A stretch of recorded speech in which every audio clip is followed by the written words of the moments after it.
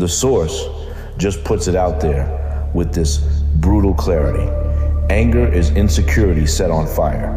It's not born from strength at all. It comes from this desperate, primal need to hide a weakness. It's a gut reaction, right? It's a defense mechanism that just kicks in the second our sense of self feels threatened, when we feel small or unheard or like we're about to be exposed. And that's the illusion it creates for us. It gives us this counterfeit rush of control. We shout, we intimidate, we push people away, and for a split second we feel powerful. But what we've really done is trade our vulnerability for someone else's fear. But here's the thing. This mask doesn't just have one look. It's a whole system of disguises, and every single one of them is hiding the exact same wound. Insecure anger shows up in so many different ways. Some are loud and obvious, sure, but others are quiet and corrosive. It adapts to whatever situation it's in, but the root cause never changes. It's always a deep-seated fear. So first up, you've got the one we all recognize, right? The explosive kind, the shouting, the slammed doors, the fists hitting the table. But this is not a display of dominance. It is the absolute opposite. It's proof of a total collapse. It's panic literally breaking out of its cage because the fear has become too much to hold inside. Then you've got its quieter, sneakier cousin, the passive anger. You know this one. The cold shoulder, the sarcastic comment, the oops, I forgot. These are just sharp knives disguised as silence. It's for when we feel like we can't face a conflict head on, so we find ways to wound indirectly instead. And some of us, well, we just bottle it up. We tell ourselves we're above all that drama, but our bodies always keep the score.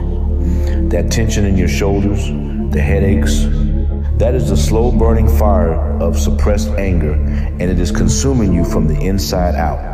And maybe the cruelest form of all is displaced anger. This is when you get humiliated by your boss, so you come home and unleash on your family. You can't confront the real source of your pain, so you scatter it like shrapnel, and it hits the people who love you the most. So okay, if all of these are just masks, what are they hiding? What is this core wound that needs such a fiery, intense defense?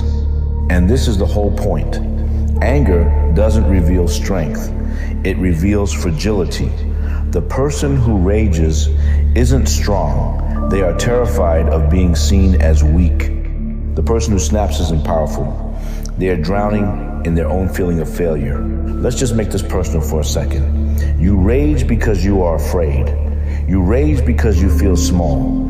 You rage because you cannot bring yourself to admit the wound.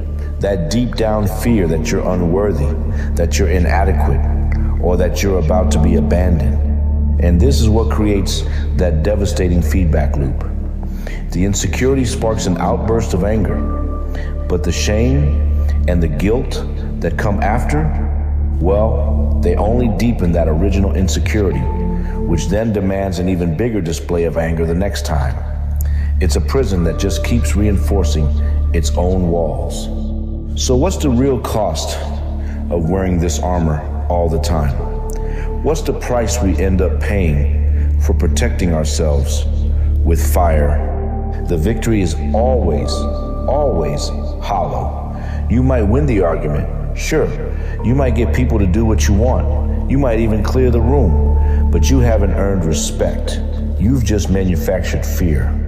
And that control is so temporary, it always collapses into resentment. And you can see the damage right here. When control is the main goal, the outcome is predictable and it's severe. Resentment skyrockets. Trust gets completely lost. And eventually, people just shut down emotionally. They stop trying. The ripple effects are immense. This armor of anger doesn't just protect you, it isolates you. It pushes away the very people you want to keep close. It fractures families. It ends friendships. It poisons workplaces.